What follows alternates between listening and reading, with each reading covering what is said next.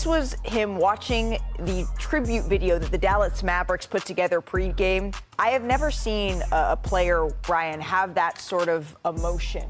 He knew it was coming because he asked for the towel. As soon as he saw the video starting, he asked somebody for a towel.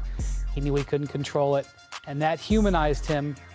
All of those cursings to all those fans, we know there's that guy in there after seeing that moment. And after all of that, he has a 31-point first half. You couldn't write a storybook first half ending better than Luka Doncic just penned. What did you see from him, Bob Myers? Well, I loved the being in the moment. Like J.J. Redick said, he said, I'm proud that Luka could accept that. A lot of guys, we talked about Malik, a lot of guys pretend like, I'm not going to let this sink in, and I'm not going to be emotional. I love the fact that he expressed it. I mean, he spent a lot of time there. He had a lot of great memories for friendships. But to do that, to express himself that way, tearing up, and then to do this, how many guys, well, not many people can do this anyway, have a half like that, but to do it coming off that emotion, pretty impressive. I agree, but that just goes to his killer mentality, right? To be able to turn it on like that and to be able to find it again and say, you know what, once we get between these lines, it's business. Matter of fact, it's personal, right? That was personal for Luka in the first half. I mean, all across the board. And great job by the Lakers because, you know, they featured him. We watching LeBron, we watching Austin Reeves. Guys take a back seat and they saying, Luka, do your damn thing. We got your back if you need us, but, you know, handle your business. And when you're traded, we just talked about this before the game. There is this visceral feeling as players. I didn't get this, but you did. How can you not feel the fact that your organization is saying, we didn't want you? Yeah. You said that when you got traded. Yeah. They didn't, I mean, you know, I cried. I don't know. If I'm a Mavs fan, I'm sitting in this building. I am watching Luka do that. I am feeling it all over, all the fields. And then I'm watching Luka go out and do this. This is like torture for the Mavs fans. Yeah, but I mean, look, the Mavs are only down 3. Right, but I'm not talking about tonight. I get it. I get what you're saying, right? And I get Luka is putting on he's putting on the show. But when you look at the Mavs and you look at the front court, right now they're down 3, and Anthony Davis is not having his best half, and it's solely because of the game plan of the Los Angeles Lakers. Here go J.J. Redick again, right? Look, I don't know if it's some type of zone / like man help. I don't know what they in, but it's limiting AD and it's making others beat them. Hell of a game plan. Way to follow it by the Lakers. And let's see what they go, what adjustments the Mavs go make. Trying to process what Wendy said. Like, I'm trying to put myself as a Mavs fan. Seriously. Well, what if I told you that he is on pace to set a record? The most points in a player's first road game versus a former team is 50. It was by John Williamson in 1978. Go for it, Luka. Go for it. Luka's going for it. Surreal moment in Dallas for Luka Doncic Wednesday night. What's up, lovely people? Welcome to CBS Sports HQ. I am Chris Williamson. He is the one and only Hakeem Dermishin. Hakeem, if you told me before the season that the Mavericks would introduce Luka as a Laker for a game, I'd say you live in fantasy land. I'd call you crazy. Yeah, and I would deserve it. But instead, Dallas made it reality with a dumbfounding trade in early February. It was a trade so ridiculous, the night it happened, we thought it was fake. For the Lakers, it was real and it was spectacular. Wednesday night, Luka playing his first game in Dallas since being traded. Here's how it went down. Emotional scene, memories flooding back for Luka. Back in Dallas for the first time since being traded to the Lakers. Nico Harrison was the guy who traded him. He was there. He was reminded just how good Luka Doncic is on this night. Late first quarter, Luka working on the guy he was traded for, Anthony Davis, for 3. Drains it. 3 minutes left in the first. Luka from Beyond the Arc. That's a podcast. Download and follow today. Luka getting buckets. Up 3. Just under 4 minutes left in the half. Luka, bottom of your screen, bottom of the net. Up 5. He's feeling it. Fans came out in droves to see the former Dallas star. Minute later, Luka, a star in LA now, putting the Lakers up 4 here. Then end of the half, crossing up, Caleb Martin drills the 3. Lakers up by 3 at the break. Luka with 31 points on 11 of 16, including 6 of 8 from beyond the arc in the first half. His first 30-point half of the season. Early third, he can also distribute. Sends it out to Rui Hachimura. 1 of 6 assists for Doncic. Just under 3 minutes left in the third. Inbound to Luka. Driving. through the traffic, up and in, up 8, up to 38 points through 3 quarters. Just a special night for Luka. Also, LeBron getting it done as well. Back to the bucket, turns baseline. Classic. Up 3 after the made free throw. Then LeBron reverse. Scored 19 of his 27 in the second half. 3 minutes left. Luka, it's like Globetrotter-esque here. Just throw it up and it goes. Rattles in, up 12. LeBron's like, yeah, he's my teammate now. He's awesome. 2 minutes left. Luka, step back. Got it. Just over a minute left. Give me some more. Luka drops in the floater. Lakers ended the game on a 23-10 run to win at 112-97 and clinch a top 6 seed in the West. A lot of love for Luka in his return. 45 points, 16 of 28, including 7 of 10 from beyond the arc, 8 rebounds, 6 assists, and 4 steals. The 45 points ties a season high. Luka with a memorable night in his return to Dallas. Get some instant analysis. Welcome in former NBA Coach of the Year Avery Johnson and CBS Sports NBA insider Bill Ryder. Luka pumps in 45 points in his return to Dallas. Avery, imagine trading this guy away.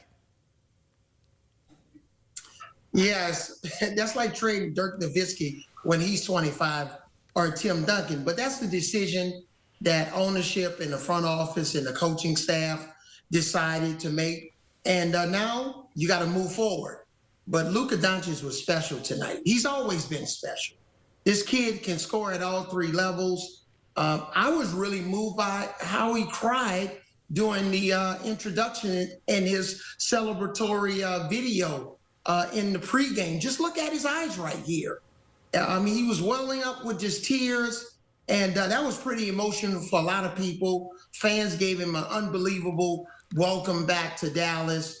But while we're celebrating Luka, and Luka was sensational, what about the guy that's in his 22nd year, LeBron James? You know, he and Luka combined for what, 63 points tonight? LeBron was spectacular in the second half. He was playing above the rim. And remember now, this is a team that played less than 24 hours ago against the Oklahoma City Thunder that has the best record in the Western Conference. That didn't really need much of their bench. I think their bench only has scored 11 points. But Luka was sensational. Feel sorry for Anthony Davis. He only had 13 points. They didn't have Kyrie Irving. Remember what I said about the NCAA tournament, Hakeem? What did I say? Florida has Walter Clayton Jr., and the rest of the NCAA tournament bracket doesn't. And Florida has Elijah Martin, and nobody else has. So tonight, Luka and LeBron, that's a tough task. That's an uphill mountain that the Mavericks just couldn't climb tonight. Yeah, Bill, Luka and LeBron combined for 72 points. What did you see from Luka on a night where you know that he wanted to go out and deliver? I mean, the man was a basketball monster, and you sort of saw this coming because in his 6th game as a Laker, when he played Dallas, but here in Los Angeles, his shooting touch was off. In that game, if you remember, he was sort of forcing things a little bit. I think he was 6 of 17 on that night, but he had 15 rebounds in that game, and I think he had 12 or 13 assists, and he had 3 steals and 2 blocks. Even when he was still trying to get his sea legs as a Laker just after the trade, he wanted to take it to Dallas. Well, let's fast forward. He's been a Laker for a minute. Things are going well. He's gotten comfortable. What I saw, Keem, is an emotional exclamation point of a reminder that that trade was botched and brutal and awful on behalf of the Mavericks. And Coach just said, and he's right, that Luka's always been special. Well, I've always been a lot meaner than Avery. Avery's a nicer person than me. So let me just circle back and say what Coach isn't going to say. That trade is basketball malpractice. It is incompetence. It is the kind of move that will set that organization back maybe for a generation, because Luka is a generational talent, and Coach noted he's still a very young player. And that's going to play out in the most painful ways for Mavs fans who don't deserve this for a long time. But what we saw tonight was Luka just making sure after the tears and the emotions and the memories that everyone, and mostly Nico Harrison, the GM, everyone understands who he is, what he is, and what the Mavs traded away. Yeah, Dallas fighting for a spot in the play-in tournament, Avery. And you'd have to think that this night wasn't going to be absolutely therapeutic for them to go see their homegrown star back in another uniform, because you never like to see your best player leave and then come back. I saw it with LeBron James. They're seeing it with Luka. When you think about what they went through on this night for Mavs fans and just that organization as a whole, what do you think their emotions were? I think it was very painful to see a guy that's 25 years old that you drafted, that basically, I wouldn't call it the heights in that draft, in his draft with the Atlanta Hawks, similar to what happened with the Mavericks when Dirk Nowitzki got traded and Milwaukee was supposed to trade him, and Donnie Nelson made a deal with Milwaukee to draft Dirk Nowitzki. When you're the clear number one pick in the draft like Tim Duncan or LeBron James, that's different. But the way Luka Doncic was flipped in that draft when he and Trae Young, exchange hats, it's very difficult to watch. And to see Luka in a different uniform, which we never expected. I live here in Dallas. We didn't expect this. I had 150 text messages that morning. I was wondering what was happening. I was hopeful that everything was okay with my family. But this is a tough pill to swallow. The Mavericks obviously have a tough uphill climb, but they got to get healthy. You got to get Kyrie healthy. You got to get Anthony Davis healthy. Combine them with Derek Lively and the rest of the guys so that they can see exactly what they have.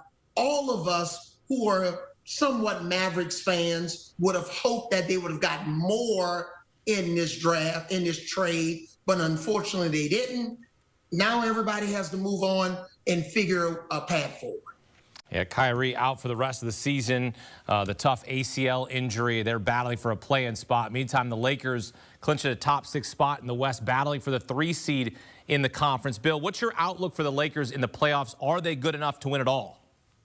Yes, they are, but let me give you a caveat, and I'm not sure, Akeem, if you or Coach, if you agree. I think that, in fact, I know that you can make a case for every team 2 through 8 in the Western Conference. I mean, if you look at the Timberwolves, if you look at Memphis, if you look at any of these teams that are 8 or above, there's a compelling case to be made that with the right breaks, with the right matchups, if they can avoid the Thunder or somebody else in some cases can take them out, those teams can make a run. So when I put the Lakers at the top of that list of what I think is a really interesting, highly contested, highly crunched together Western Conference, yeah, I think I would. I think I put the Warriors up there as well, and the Nuggets if they hadn't just fired their head coach. So to answer your question, Akeem, yes, they are outstanding. Their ceiling is remarkable. It's not just the fact that it's Luka and LeBron. That's the main thing. We saw Luka in the first half and LeBron in that second half and really the fourth quarter. Austin Reeves has really sort of gone to another level since Luka came into the mix, but they're still just 14th in offensive rating and 16th in defensive rating since the trade deadline. So I think they have a really high ceiling,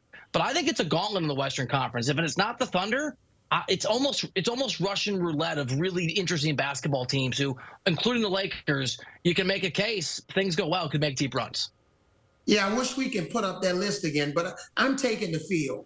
I'm not sold on Oklahoma City Thunder because when you take the ball out of Shai Gilgeous-Alexander's hands, it's problematic. Warriors, Jimmy Butler, Steph Curry.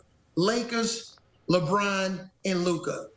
Murray and Jokic. When you look at Kawhi Leonard and you look at Kawhi Leonard and also James Harden. So every one of the other teams have 2 superstars, whereas the Thunder only has 1. So I'm taking the feel in this situation, whether it's the Lakers or the Warriors. Jimmy Butler's done a sensational job of reigniting this Warriors team. As long as Draymond can keep himself disciplined and not get into any foul situations or technicals and getting thrown out of the games. So, hey, I'm not sure who it is, but I'm taking the field because I'm not sold on OKC. I know what the NBA wants. They want Lakers Celtics. I know what I want. Lakers Cavaliers. That's what I want. Of course. Well, hey, Hakeem, you wanted Houston to win Monday night, but I tried to tell you. Well, yeah, I did want Houston to win. I picked them to win it all, and they didn't. You can't have 4 turnovers in the final 2 minutes. Can't have it. I wanted Houston to win, but my bracket said otherwise. Yeah, well, yeah, that's the way it goes sometimes. Appreciate you. Lakers listed at +6.